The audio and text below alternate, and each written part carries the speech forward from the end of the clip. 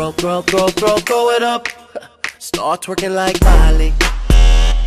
Oh yeah, twerking like Miley. Don't pop it like Miley. Hey everybody, welcome back to Captain Silverz Gaming. This is Long Dong Silverz, back with something new this time. Figured sitting here playing Battlefield 4 with a Duke fan, and got my buddy GMAT TV working on a new logo for me. Just updated my channel art, so props to him. You guys should check out his channel. I'll link it in the description of this video. But I figured, since I'm sitting here playing Battlefield 4 and there's been a lot of buzz and talk about Battlefield 1 in the news and everybody's super hyped about it, me included, figured we'd talk about, you know, a few things that we'd like to see in the next rendition of Battlefield. So I'd planned on doing like a top 5, but I think we'll just rattle off some things. I had asked in the last match of Battlefield that I was playing here, Battlefield 4. Sorry I didn't get into the alpha, by the way, so I can't post any Battlefield 1 footage. But I talked to people last round and asked them, you know, what they would like to see, and I didn't really get a whole lot of feedback. Most people, of course, said, you know, like, these nuts or my dick. So, as you know, the interwebs would dictate. So, but there were some interesting ideas that did come out of it. The people that did actually have some feedback. Somebody said a 32-on-32 bolt action rifle only attack and defense game mode. And I was like, well, that's kind of what Verdun is, but it would be kind of cool, you know, because there's been some criticism from people who are want things to be more historically accurate. They have been talking about how they feel like SMGs and, you know, stuff like that shouldn't be in the game because it was much later in the World War I when they actually started inventing those weapons, and some of them never even saw action in the actual war. But Battlefield is Battlefield. It's going to be action packed. It may not be 100% realistic, but they don't try to be realistic. Arma, Squad, those games are realistic. They're meant to be realistic, but they still take, you know, still take certain artistic measures with that they just run with. So, anyway, so somebody said 32-on-32 bolt action only attack and defend game mode, kind of like Verdun. Somebody else said 32-on-32 horseback game mode, where it's just two teams on horseback going at each other. That's kind of an interesting idea. I don't really know how that would work with everybody being on horseback. It'd be kind of like an air superiority thing, where if your horse got killed. But I don't know how good of an idea that is. But hey, to each his own, right? But I did have a couple that I personally feel like, you know, may or may not be a good idea. So number 4 I've got is something sort of like what Battlefront has with the heroes. Now, obviously, off the bat, you're like, what? Blasphemy! This Battlefront versus Battlefield. No. But hear me out. I'm thinking maybe, you know, maybe after a certain amount of time goes by and your team has accumulated a certain number of points in conquest, or, you know, whatever it is, you know, whatever system that is used to do, that would be used to do this, the ability for a special class to be used would come available. So, from what I understand, they're not going to do like a commander anymore, to where one commander can take control of that team and call in drones and all that kind of shit in Battlefield 4. So, in Battlefield 1, maybe have a commander class that you can spawn in as after a certain amount of time, and that commander can call in like maybe like a maximum of 3 gas barrages or artillery strikes with the old artillery that they used to have then, and things like something like that. Having so like an artillery strike or a gas barrage, or maybe even take that a step further and say that if the commander calls in the cavalry to come in at a certain position, then maybe 6 or 8 people could then have the ability to spawn in on horseback and ride into the battle and do that at the commander's call. It's open for interpretation. It's just an idea, but I think it would be kind of interesting instead to still have that massive firepower ability that you kind of get with a good commander in Battlefield 4, but have it to where it's more realistic to the era of World War One, and it wouldn't act like it, and it wouldn't turn into Call of Duty because of the way that it's structured. It wouldn't be, like a kill streak or anything like that. It would, it would just be, a certain, a class that you could spawn in as. They've got, maybe different weapons than your normal classes, and they can call in those different special attacks. And then when they die, they say they only got 3 gas barrages that they can call in if they stay alive for long enough for those 3 cooldowns to occur. And then if they die, they that character would be off the battlefield for a good amount of time for a cooldown. So it wouldn't be like somebody else could just turn right around and get that character. So number 3, what I've heard and seen about the air combat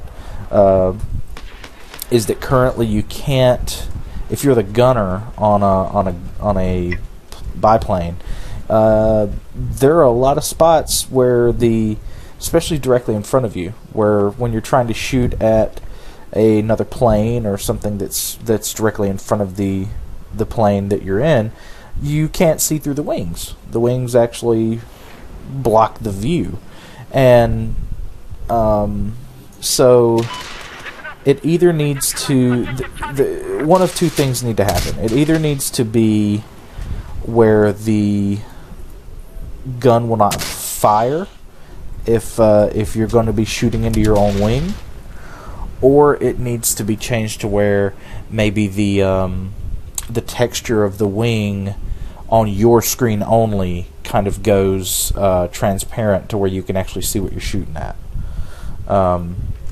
But something needs to be done about the current state of it, because right now you pretty much guess what you're shooting at if you're shooting at something directly in front of you, because the wing texture is directly in front of your aiming reticle.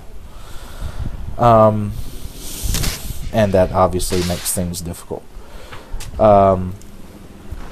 So, number 2, the conquest system. So, as I'm sure you know, Battlefield 4 is basically a kill-based conquest system. Yes, if you capture, multiple points on the map, the faster the tickets will deplete for the other team. However, the issue here is that there are far too many people that can just sit and camp and shoot people. You know, they can not play the objective at all. They can just sit back and snipe, and if they're good enough at sniping, they can just constantly take people out, and they can end up being top of the leaderboard because they've gotten so many points just from playing team deathmatch. And so at that point, what's the point in having objectives at all? So it's, you know, and yeah, you can argue, you know, one way or the other, but that's my opinion. I do not like the way that Battlefield 4 has the scoring system for Conquest, because it rewards people who want to play the game like Call of Duty and just go around and kill people. They don't want to play the objective. So the answer to this in Battlefield 1 is that they've pretty much went from one extreme to the other. What they've done for Battlefield 1 is now kills are pretty much irrelevant. From what I understand, you don't really gain points from getting kills. You get like a certain amount of like personal points, but as far as points for the team, your kills are irrelevant. You could sit back and snipe all day, and you might get some points for yourself and level up yourself, but you're not helping your team out at all. The team is not getting any benefit from you sitting there and killing people whatsoever. Instead, you have to be playing the objective, which is great. But at the same time, the kills need to be... It needs to be a happy medium scenario. The system needs to work where if you get kills, think about it. If you get kills, if you're taking people out, that's less people that can attack objectives, less people that can attack that can hold objectives, less people to get points for their team, less people to play the objective. So you are helping by getting kills. So it should count for something. My whole point is that it shouldn't go from one extreme to the other. It needs to be a balanced system to where if you're killing players and keeping them from attacking or defending points, then you ought to be rewarded for that, and you ought to be able to help your team win as far as score is concerned. And obviously playing the objective should take precedence. So if you play the objective, then you should, of course, end up at the top of the leaderboard and be shown to have helped your team win because you've played the objective. But if you get lots of kills and you don't play the objective, you should still be able to get points for your team. You just shouldn't be able to be at the top of the leaderboard for playing team deathmatch. It needs to be... They need to fix the scoring, I think, is my whole point. And the last thing that I've got is gas masks and gas grenades, the way that they work. So, hear me out on this. In World War I, just about every soldier had a gas mask because they knew that they were going into a hellish situation in which mustard gas and methane gas and stuff like that were being used to kill soldiers. So they needed a gas mask on their person at all times in case of a gas attack. Now, what would happen usually is they would hear the gas shells being shot from artillery, or a gas grenade would go out and they'd start to see the smoke. Somebody would yell, "Gas, gas, gas," and if they did that, every soldier in the surrounding area within earshot would know, I've got to drop what I'm doing unless I'm unless I'm actively in hand-to-hand combat with somebody, I need to drop what I'm doing, take cover, and pull my gas mask out of my pouch, pull it over my head because it was a hood, pull the gas mask over my head, and have it on so that I don't inhale any of these toxic fumes. Currently in Battlefield 1, from what I can tell, everybody has a gas mask, which is good. I think they should keep it that way. If they're looking at making it a gadget, I think that's a mistake. So every player should have a gas mask. However, when you throw a gas grenade, the player can see that gas grenade, quickly hit whatever button it is that allows them to pull out their gas mask, and it looks like they just kind of slap it onto their face, kind of like a Batman mask or something, like one of the plastic ones. It looks like they just put it onto their face, and it just kind of stays there. That's not how the gas masks were. Like I said, they were like a hood. They had to actually pull them out of the gas mask pouch, pull them over their heads, and secure them to their faces. So what I think needs to be done is that sorry, and I got off track. So they hit the button really quickly to put the gas mask on their face, and then the gas doesn't hurt them at all, and the only negative impact that gas grenade does at that point is that it causes the player to have to hip fire. You can't aim down sights with your gas mask on, which is fine. I if that's the way that Battlefield is going to kind of change the gameplay with your gas mask on, rather than trying to obscure your vision in a really, really severe way, or something like that, great, that's fine. The problem with that, I feel like, is that it makes gas a much less deadly force and a much smaller thing to deal with on the battlefield. And in World War I, it was one of the biggest killers next to artillery, explosives ordnance. And so gas needs to play a very large part of any World War I game. My suggestion is that they change the animation, and I know this is kind of late in the game for them to do this, so if they couldn't change the animation to make it feel more real, then at least what they need to do is increase the amount of time it takes to get your mask on. And what they need to do, so but ideally what I'd like them to do is to, when I say them, obviously I mean DICE, what I'd like to see is for them to change the animation to where they, your character, like yells gas, gas, gas to make it realistic or something, while they go into their pouch, pull out the gas mask and pull it over their heads, and the whole animation should take maybe even as long as 2 seconds, like 2 full seconds, for them to pull the pouch out and pull it over their heads.